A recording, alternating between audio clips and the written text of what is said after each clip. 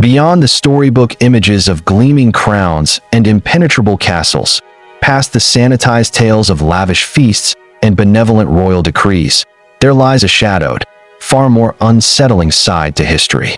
This is a realm you were most certainly not guided through in your school textbooks. This is not the history of glorious, tide-turning battles or brilliant, world-shaping political masterstrokes. No, this is the history that unfolds when the intoxicating force of absolute power collides with the terrifying fragility of the human mind, leading to absolute, undeniable madness. We are about to venture into the lives of monarchs who were more than just powerful or eccentric. They were profoundly, deeply, and sometimes dangerously bizarre. These are the forgotten stories of the kings, queens, and emperors whose reigns were so peculiar, so disturbing, and at times so utterly and grotesquely disgusting, that they feel more like fever dreams than historical fact. From crippling delusions that warped their reality to deeply disturbing personal habits that repulsed their own courts. These are the monarchs who were simply far too freaky for the history books. We have all been told that it's good to be the king, a life of ultimate authority and unparalleled luxury. But what happens when the king becomes unshakably convinced that his own body is fashioned from glass, and that he might shatter into a million irreparable pieces at the slightest touch?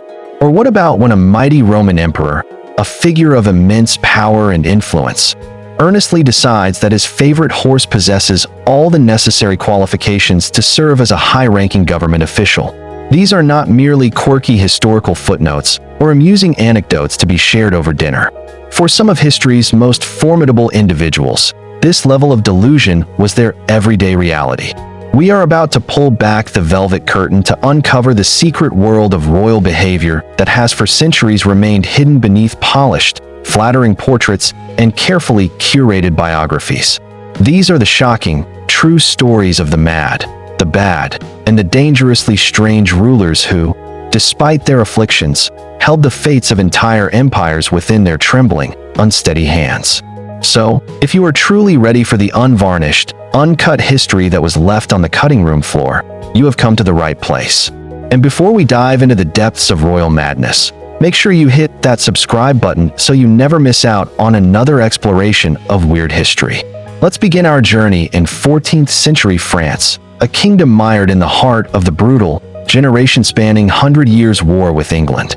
This was a time that screamed for a strong, stable, and decisive leader to navigate the treacherous political landscape. What France received instead was Charles VI, a man who would eventually earn the unfortunate, yet grimly accurate, nickname, Charles the Mad. And his particular brand of madness wasn't your typical courtly paranoia or garden-variety eccentricity. It was one of the most specific, peculiar, and debilitating delusions ever recorded in a reigning monarch. Charles VI became utterly and unshakably convinced that he was made of glass. I am not speaking metaphorically. He genuinely, literally believed that his entire body was a fragile glass object, a delicate vessel that could shatter into 1,000 pieces at any given moment. As you can readily imagine, this single belief made life at the royal court exceptionally complicated. He refused to allow anyone to touch him, gripped by a mortal terror that even the slightest, most incidental contact would cause him to break. To protect his delicate form, he insisted on wearing specially reinforced clothing, with some historical accounts claiming his garments were heavily padded to prevent any accidental bumps or jostles. He would sit perfectly motionless for hours upon hours, paralyzed by the conviction that any sudden movement would lead directly to his own catastrophic destruction. Just try to picture the challenge of running a country at war when you are as fragile and vulnerable as a wine glass. So, what could possibly push a powerful king to embrace a belief so profoundly bizarre? Charles's life was punctuated by moments of intense, scarring trauma. The first major psychological break occurred in 1392. While leading his army on a campaign, he was suddenly overcome by a fit of paranoid rage, screaming that he was being betrayed by his own men. In his frenzy, he began lashing out wildly, killing 4 of his own knights before his horrified entourage could finally subdue him. He was haunted by this event, but the incident that likely sealed his psychological fate was even more gruesome and horrific. The following year, The court held a masquerade party that would be forever immortalized in history as the Bal d'Ardents, or the Ball of the Burning Men. As a form of entertainment, the king and 5 of his close friends decided to dress up as wild men, donning costumes of linen that had been soaked in flammable pitch and then covered in feathers to create a hairy, beast-like appearance. They were chained together, dancing grotesquely for the amusement of the court, when the king's brother, Louis I, Duke of Orleans, arrived late and intoxicated, carrying a lit torch. He stumbled too close, trying to identify who was hidden beneath the monstrous disguises. A single spark leaped from his torch and hit one of the dancers. In an instant, all of them were engulfed in a roaring inferno. It was a scene of pure, unmitigated horror. The pitch-soaked costumes acted as a terrifying accelerant, and the agonizing screams of the burning men filled the great hall. Charles was only saved because a quick-thinking duchess threw her heavy velvet robes over him, smothering the flames. Only one other dancer survived, by heroically leaping into a giant vat of wine. The other 4 men burned to death in front of the entire court. It is in the nightmarish aftermath of this event that the glass delusion appears to have truly and firmly taken hold. He would still experience periods of lucidity, but these moments were increasingly broken up by terrifying episodes where he would forget his own name, fail to recognize his wife and children, and sometimes just roam the palace corridors howling like a wolf. During one harrowing 5-month stretch, he refused to bathe or change his clothes. His court was in a state of constant, desperate chaos, attempting to govern around a king who one day might be a brilliant strategist and the next, a terrified man made of glass. His tragic reign is a sobering reminder that a king's mind is as fragile as anyone else's, and sometimes, when the pressures of the crown become too much, even more so. Now, let's leap forward in time from a king who believed he was glass to a ruler whose grip on reality was, to put it mildly, profoundly warped by his most cherished possessions, his toys. Let us meet Tsar Peter III of Russia. In the mid-18th century, he ascended to one of the most powerful thrones in the world, yet mentally, he remained a petulant, obsessive, and emotionally stunted man-child. While other contemporary rulers were engrossed in the complex arts of diplomacy and warfare, Peter's primary focus was almost always his enormous and meticulously maintained collection of toy soldiers. This wasn't merely a casual hobby, it was an all-consuming obsession that dictated his daily life. He would spend countless hours arranging his miniature soldiers into elaborate, sprawling battle formations that took over his entire bedroom.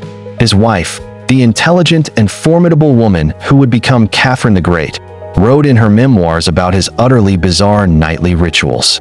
He would frequently force her to participate in his games, sometimes even making her dress up in a full soldier's uniform so he could march her through rigorous military drills.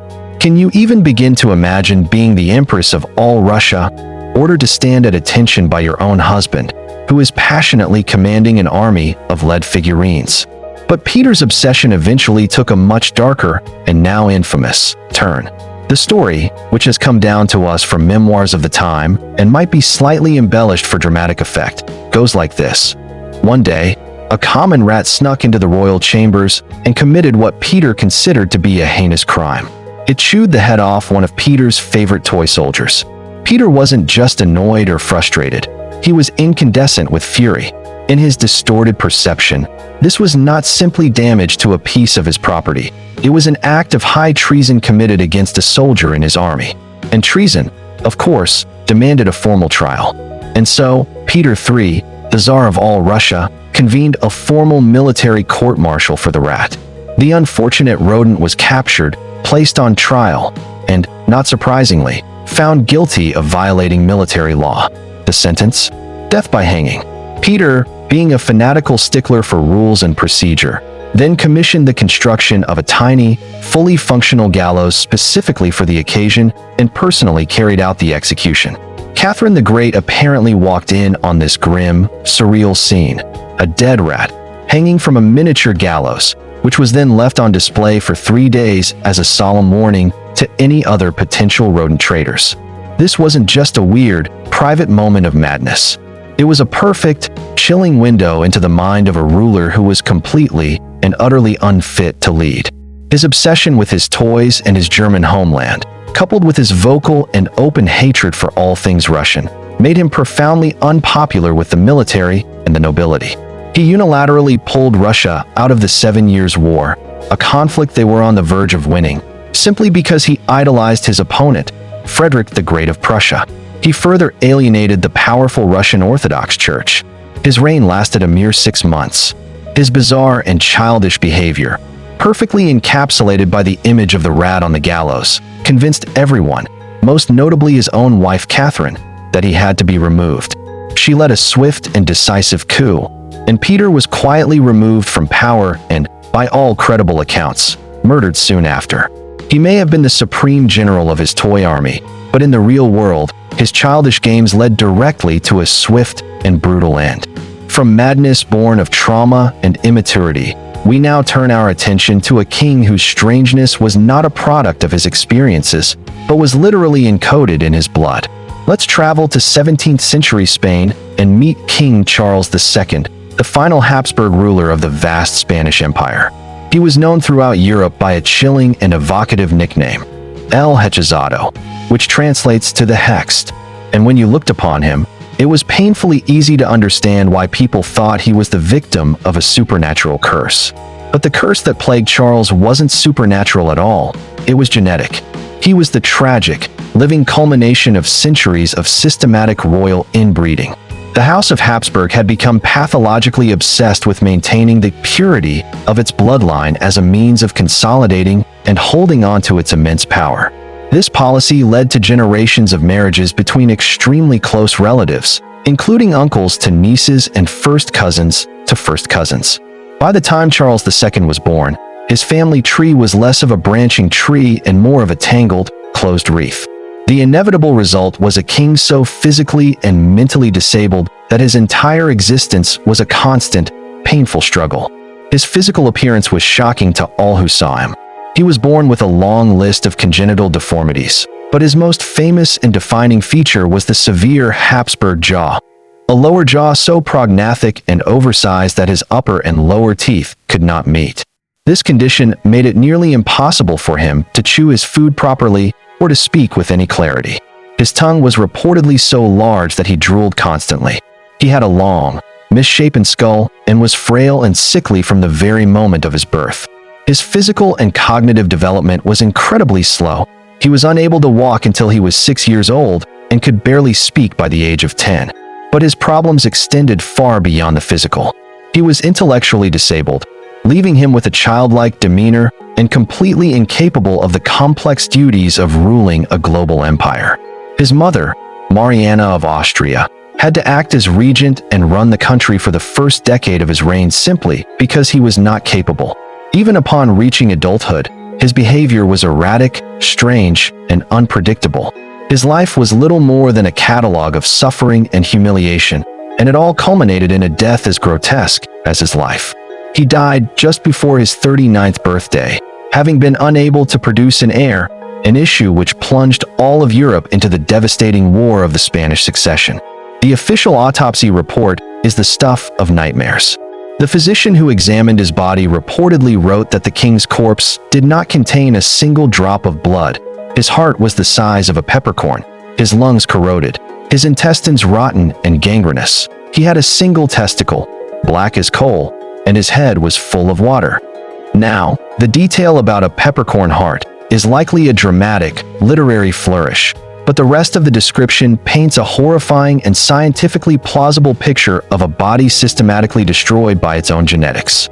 The water in the head strongly suggests hydrocephalus, and the other gruesome descriptions point to a system that was catastrophically failing throughout his entire life.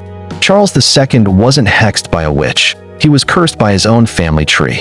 He was the living, breathing, suffering proof of why royal families probably shouldn't take the phrase, "keep it in the family," quite so literally. Let's now rewind the clock to the 6th century Byzantine Empire, a civilization of immense power, wealth, and sophisticated culture, the continuation of the Roman Empire in the East. At its head sat Emperor Justin II, a ruler whose reign began with great promise and confidence, but would eventually spiral into one of the most savage and terrifying displays of madness in all of royal history. He wasn't just eccentric or difficult, he was genuinely, physically dangerous to be around. Justin II's early reign was marked by a confident, perhaps even arrogant, approach to foreign policy. He made the fateful decision to stop paying subsidies to neighboring tribes to keep the peace, a long-standing policy of his predecessors. This move backfired spectacularly and led to constant, draining wars on multiple fronts. The pressure of these conflicts kept mounting, and when a key strategic fortress fell to the Sasanian Persians, something inside Justin's mind simply snapped. The emperor completely and utterly lost his grip on reality. His behavior became alarmingly violent and wildly unpredictable. High-ranking court officials began to live in a state of constant fear, not of being politically purged or executed, but of being physically attacked by their own emperor. Justin developed a terrifying and bizarre habit of biting his attendants. Imagine the sheer terror of serving a meal to the most powerful man in the known world, only to have him lunge across the table and sink his teeth into your head. According to the contemporary historian John of Ephesus, Justin became so unmanageable and violent that he had to be wheeled around the vast palace complex on a mobile throne, equipped with restraints. But even that couldn't always stop the attacks. As his attendants pushed him down the marble halls, he would lash out, trying to bite them. Rumors, likely sensationalized exaggerations born from the very real terror he inspired, even began to spread that he had mauled 2 of his servants so badly that he had actually eaten parts of them.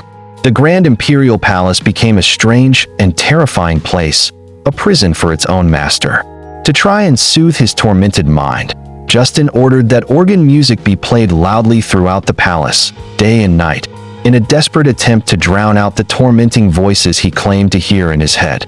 The windows of the palace had to be barred to stop him from trying to throw himself out during his fits of despair. He would howl like a wild animal and hide under his bed in terror for hours on end. This was not a king making odd or poor decisions. This was a man who had regressed to a feral state, a tormented prisoner trapped in the wreckage of his own mind. His wife, the Empress Sophia, and a trusted general named Tiberius had to take over the day-to-day administration of the empire. In a rare and poignant moment of lucidity, Justin seemed to fully comprehend the horror of his own condition. As he officially handed over power to Tiberius, he offered this haunting advice: delight not in blood, abstain from revenge, avoid those actions by which I have incurred the public hatred. As a man, I have sinned. As a sinner, even in this life, I have been severely punished. It was a chillingly self-aware admission from a man whose madness had turned his own palace into a hunting ground and his reign into a terrifying cautionary tale. Let's move forward now to the 18th century, the so-called Age of Enlightenment, a period celebrated for its emphasis on reason, logic, and order. It is here that we find a king who seemed determined to embody the exact opposite of these ideals. King Christian VII of Denmark ascended to the throne in 1766 as a teenager, and it was immediately, abundantly clear that Denmark was in for a very wild and chaotic ride. His reign was effectively a masterclass in royal debauchery and public disruption, likely the tragic result of a brutally abusive childhood and a severe, untreated mental illness. Christian's profound psychological problems started long before he ever wore the crown. As a child, he was placed under the care of a tutor who believed in hardening the young prince through a regimen of constant, severe beatings and psychological terror, which reportedly left him suffering from seizures. This relentless abuse is now thought by modern historians to have contributed to what was likely schizophrenia or a severe form of bipolar disorder. The tragic result was that Christian never really matured. He remained, for his entire life, a royal delinquent with the power of a king. As the reigning monarch, his behavior was anything but regal. He and his close circle of friends, led by the nobleman Conrad Hulk, would run wild through the streets of Copenhagen at night. They would frequent brothels, get into drunken brawls, smash windows, and harass citizens. He was the king of Denmark, but he acted like the volatile leader of a common street gang. His court was just as chaotic. He developed a habit of slapping his advisors across the face during serious meetings for no apparent reason, or simply throwing food at his dinner guests in a fit of pique. However, his most infamous personal problem was his all-consuming, compulsive obsession with masturbation. This wasn't a private matter, It was so frequent and public that it became a genuine problem of state. His personal physicians were deeply worried he would injure himself through the sheer force and frequency of the act, and supposedly had a special chair designed with restraints just to try and stop him. His marriage to the young British princess, Caroline Matilda, was a complete disaster from day one. He publicly declared that he could not love his wife because it was unfashionable to love one's wife, and for the most part, he ignored her completely. His inability to govern became so glaringly obvious that the real power in the kingdom fell into the hands of his personal physician, a progressive German doctor named Johann Friedrich Struensee.